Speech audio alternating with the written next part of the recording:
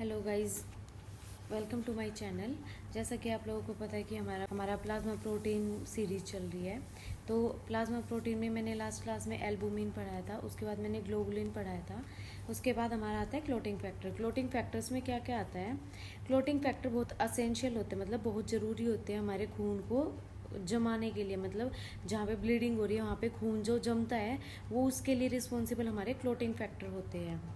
ठीक है, उसके लिए इसमें क्या होता है, serum is a plasma from which clotting factor has been remove. Plasma क्या होता है? एक टाइप का सीरम होता है जिसमें क्लोटिंग फैक्टर्स होते हैं, वो उनको हटा दिया जाता है। अब आता है क्लोटिंग फैक्टर कौन कौन से होते हैं। फाइब्रिनोजन, ये सबसे पहला क्लोटिंग फैक्टर है। ये कहाँ बनता है? लीवर में बनता है। This is synthesised in the liver and is essential for the blood coagulation. ये इसमें क्या बोल रहे हैं कि ये लीवर में बनता है और ये ब्लड कोएगुलेशन मतलब खून को जमाने के लिए बहुत ज़रूरी होता है। Plasma viscosity is due to plasma protein mainly albumin and fibrinogen. इसमें क्या बोल रहे हैं कि क्लोटिंग फैक्टर के अलावा भी इसका एक दूसरा काम क्या होता है, जो प्लाज्मा की थिकनेस मतलब जो प्लाज्मा जिसकी वजह से गाढ़ा होता है ना, उसमें दो चीज़ रिस्पॉन्सिबल होती है, एल्बुमिन और फाइब्रिनोजन। उसके बाद आता है न्यूट्रिएंट्स। न्यूट्रिएंट्स क्या क्या होते हैं? अगर हमारी बॉडी या हमारा कुछ भी हम काम करते हैं या हम भी फिजिकली हम कोई काम करते हैं तो हमारे लिए खाना बहुत ज़रूरी है। सेम प्रोसेस हमारी बॉडी के लिए भी है। हमारे बॉडी पार्ट्स काम करेंगे तो उनको भी अपना एक न्यूट्रिशन चाहिए।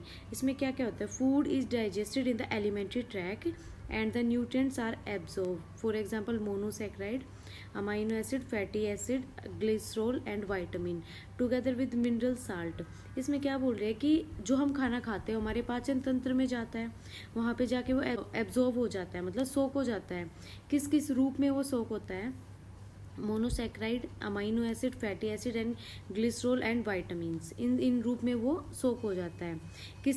ये वाइटामिन इन सब के साथ साथ उसमें मिनरल साल्ट मतलब सोडा बाइकार्बोनेट, पोटाशियम, मैग्नीशियम, ये सब भी साथ में सोक होते हैं जो हम खाना खाते हैं उससे, जो कि सेल को मतलब हमारी बॉडी में जो सेल्स होते हैं उनको ताकत के लिए बहुत ज़रूरी होता है।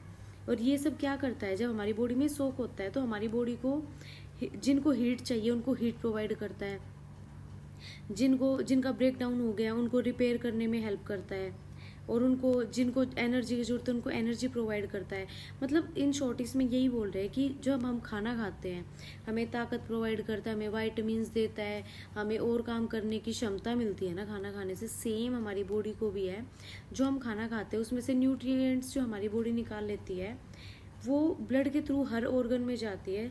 जिसको रिपेयरमेंट की जरूरत है वो उस न्यूट्रिएंट से अपने आप को रिपेयर करता है, जिसको हीट की जरूरत है वो उसको हीट प्रोवाइड करता है, जिसको एनर्जी चाहिए और बॉडी को काम करवाने की और बॉडी में काम करने की उसको हीट प्रोवाइड करता है। और रिपेयर करने के बाद क्या रिप्लेसमेंट करता है, मतलब जो ब्लड कंपोनेंट्स होते हैं और हमारी बॉडी के हमारे शरीर के जो जो सिक्रीशंस होते हैं उनको भी रिप्लेसमेंट प्रोवाइड करता है। ये हमारा एक छोटा सा टॉपिक था। आई होप आप लोगों को समझ में आया होगा। Thank you and thanks for the time.